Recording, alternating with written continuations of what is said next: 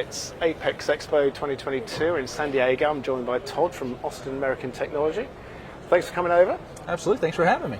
Good to meet you. And actually, well, give me an overview of where you're at the moment. We've had 2 really weird years. Yeah, it's definitely 2 very weird years. We're definitely happy to be back here in person, I guess, at Apex. We tried to do it virtually last year, which was maybe a little less than successful. Yeah. This year's been kind of up and down. We've had yesterday was maybe not so great as far as visitor traffic, but today has been much better.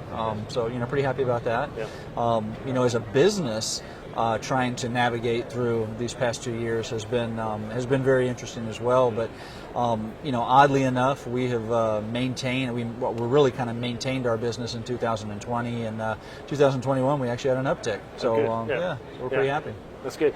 And it's interesting talking to businesses. A lot of people have kind of reassessed, not so much about the products and what they do, but actually how they run their business. And it's interesting. Some of those things are being carried over into they're going to keep on into the future. Some of the remote stuff, that kind of thing. And that's actually a very interesting point.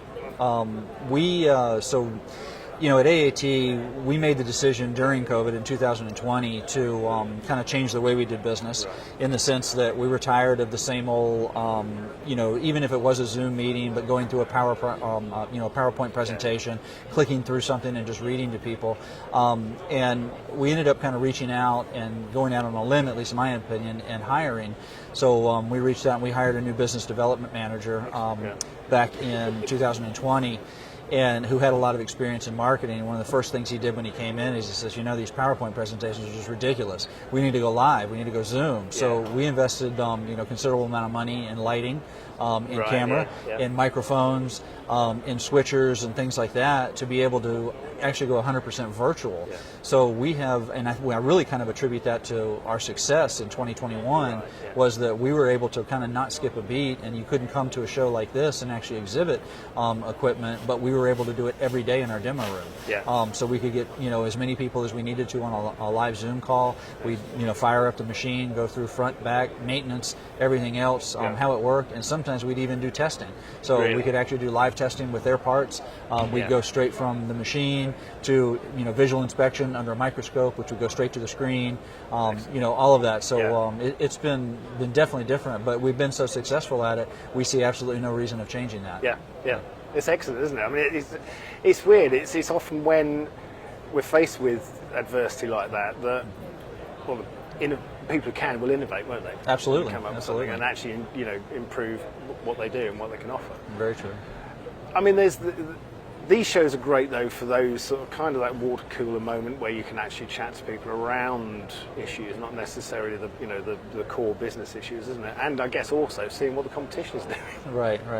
And we were very fortunate. So competition, when you mentioned that, not many of our competitors actually showed up to the show this time.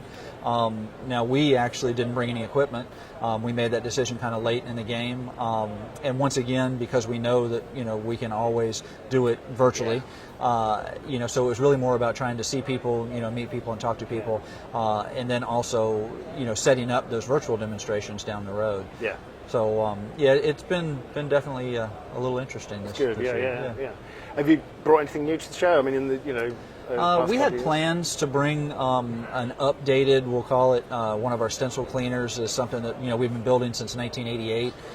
We've made some changes over the years, just in kind of newer technology and things like that. But we did kind of a complete remodel on it this year, and it's not completely tested or 100% tested yet. So we were planning on bringing kind of a prototype and maybe introducing it. But once again, it really wasn't ready. So right now we kind of have plans to release that maybe in April. Right. And product development improvement, is that really driven mostly by what your customers are asking for? Are you always trying to look over the hill a little bit and see what's... Yeah, we're really trying to look over the hill. We really want to be an innovator. We've always kind of been known, Austin American Technologies, we're in our 36th year of business. Right. And we were founded by a chemical engineer, and he's still our chief technical officer today. Really? Okay. Oh yeah, so he still comes in usually on a, I don't know, maybe every few, a few days every now and then. Yeah. But he's still very involved in the company, and but he's always kind kind of instilled in the company as well as myself that we don't want to just be status quo. We want to make sure that we're innovating and looking ahead and trying to build the best cleaners that we can, and we've been very successful at that. Brilliant. Yeah. Do you? Yeah, the last few years, innovation has gone exponential almost with applications in cars. Some of the statistics I heard the other day that originally car maybe it was 10% electronics, now it's 80% electronics, electric vehicles. That rate of change isn't going to stop anytime soon, is it? I feel a lot of people, the pressure isn't of innovating, it's keeping up with what customers want. Right, that's true.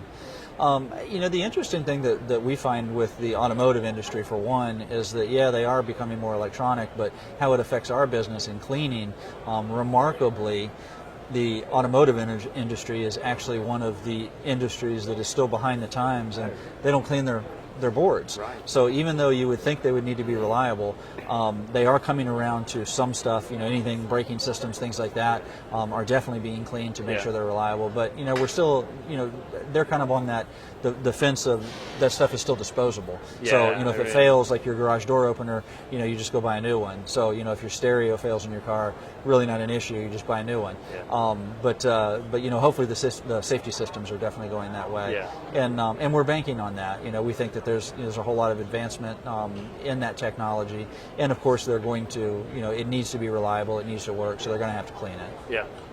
Well, that's interesting insight, actually. Yeah. And I hope the show is successful for the rest of it. Yeah.